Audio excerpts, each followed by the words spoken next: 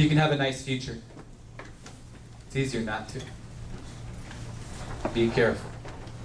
Okay, so you have a goal in writing. How are you going to achieve it? Give me an idea what you guys might make on an average sale. What's the average revenue, average home go for around here? Somebody help me. How much? 15 grand?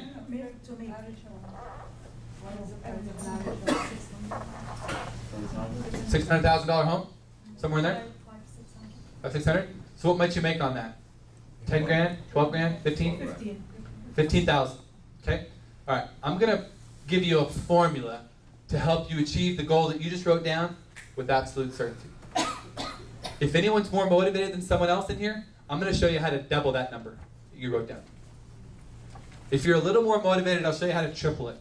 And for those of you who really want to go for it, I can also show you how to quadruple your income. Okay? Here it is. Watch this. Now, let's make up a number here, and that's 60,000. Why is someone in real estate on track to make 60,000 bucks? And I'll give you the answer. They're on track to make 4 sales.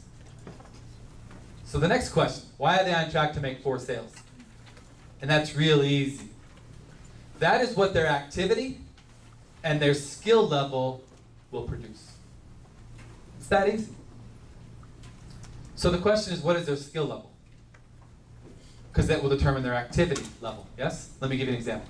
I'll give you a formula my boss teaches that I hope will be helpful if you're not already using this formula. Watch this. I'm going to give this person a ratio of 50 contacts to 1 sale. 50 contacts, 1 sale. 50 contacts, 1 sale. 50 contacts, 1 sale. Just making up the numbers. You got to know your number. It's your batting average, yes? Baseball players, do they know their batting average? Yep. How does that help? Do you need the same client or different client? Nope, 50 clients, 50 different ones. So 1, 2, 3, 4, 5, 6, 7, 8, 9, 10, 11, 12. Okay? 50 touches, 1 sale. Okay? So, now, this is inbound calls, outbound calls, networking, everything you do, 1 touch, 50 of those will make 1 sale. Your networking group, etc. Okay? So, why is this person on track to make 60,000 bucks? And the answer is really easy. Their activity level will be 200 this year.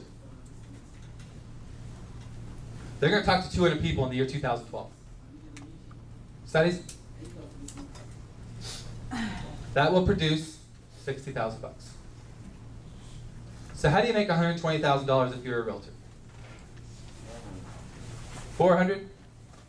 Oh, slow down, this business is really hard. No, it's not hard.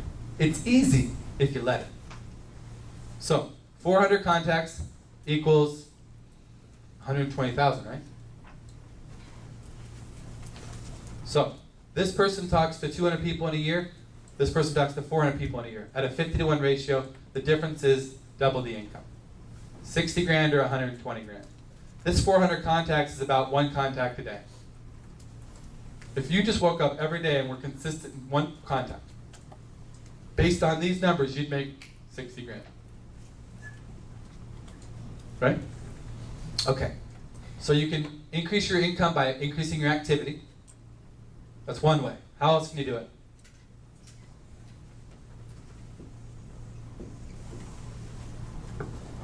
What if you were better at what you do?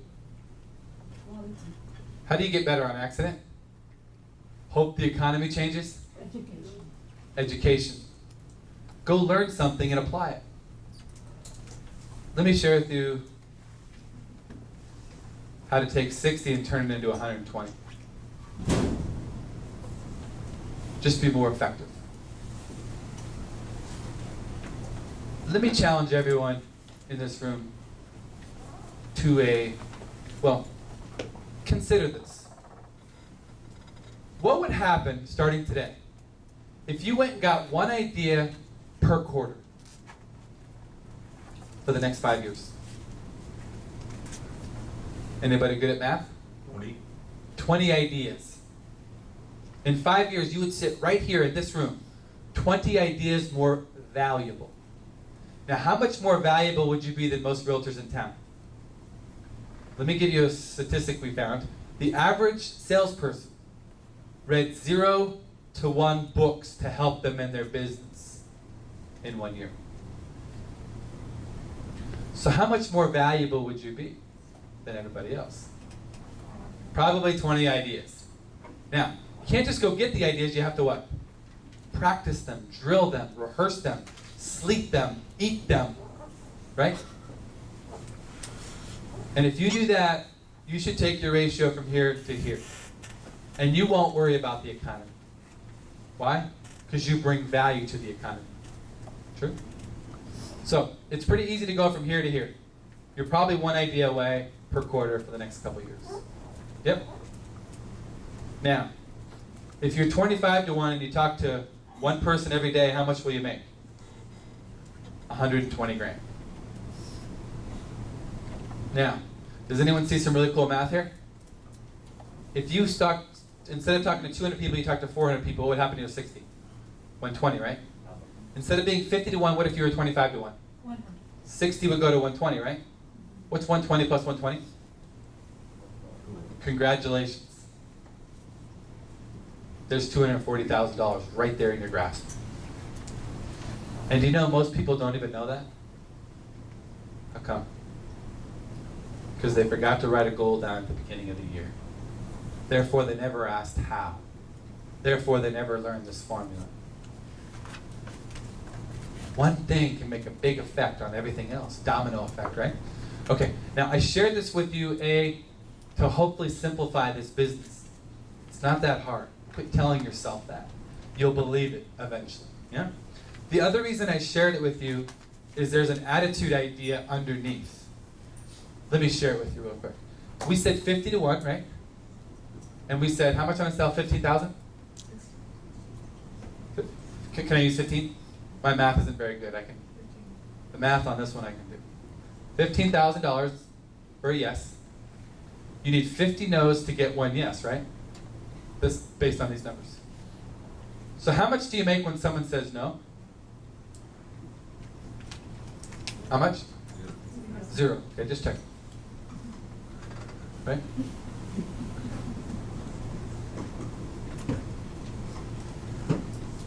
Not true. Not true.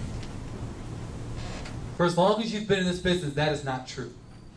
But you've been telling yourself that, so it is true. Watch this. 50 no's equals 1 yes. 1 yes is 15,000, right? What's 15,000 divided by 50?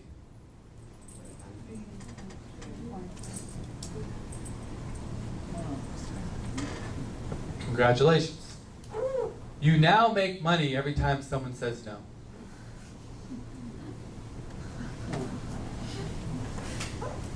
Hasn't that always been true? You bet it has. But maybe you lack that idea.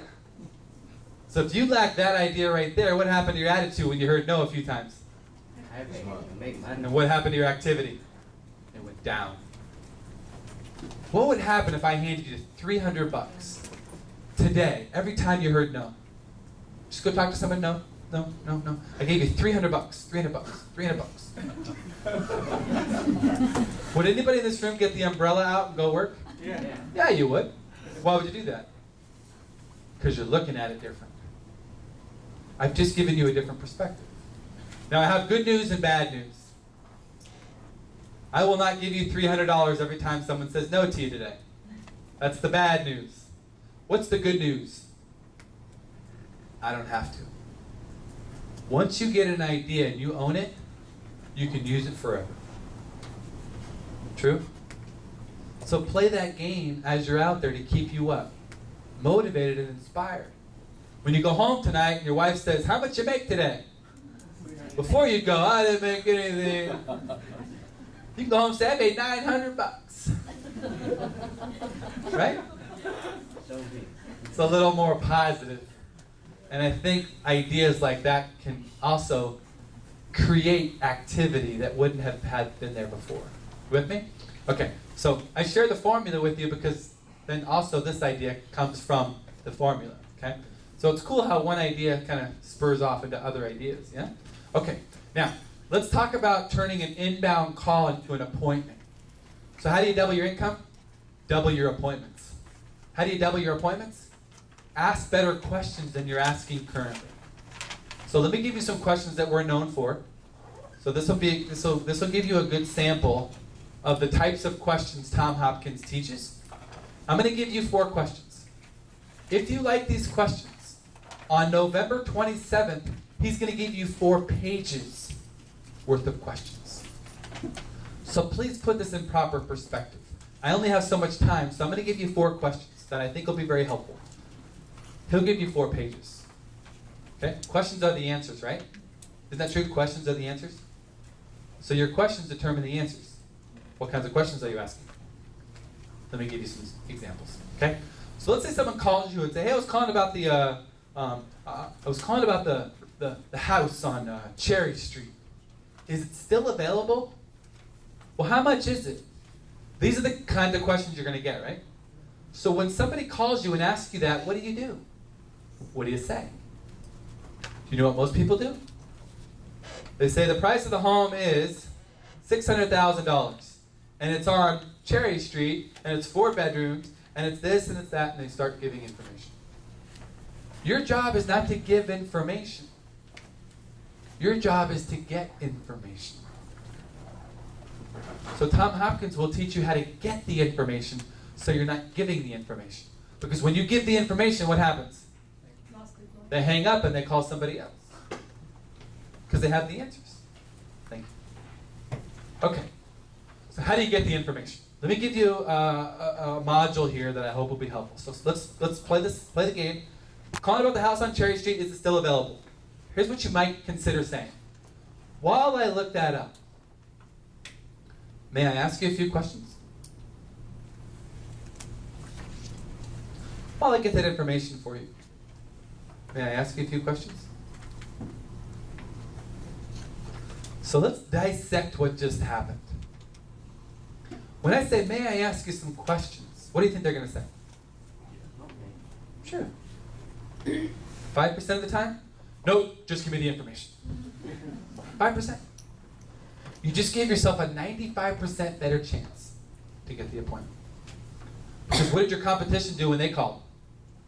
It's this, is that in your budget? Do you have a realtor you're working with now? They're asking these kinds of questions. Please do not ask these questions. Why? Because that's what everybody else is doing. It pays to be a little different, doesn't it? So, while I look that up, what are you saying? I'll get you the information.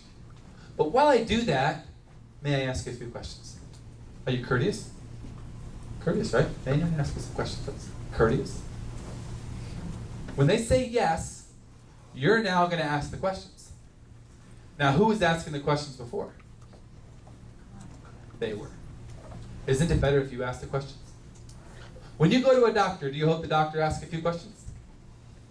Yeah, so they can give you the right diagnosis. What about in real estate? A lot of people just give in the information instead of getting it. So, while I look that up, may I ask a few questions? Sure. What's the first question you're going to ask? And what we teach is this. Focus on your client's past and present, not the future. Most salespeople ask future-based questions. Future-based questions. You don't believe me? Go to a car dealership. Pay attention to their questions. What kinds of questions do you think they'll ask you when you walk on the lot? Anybody?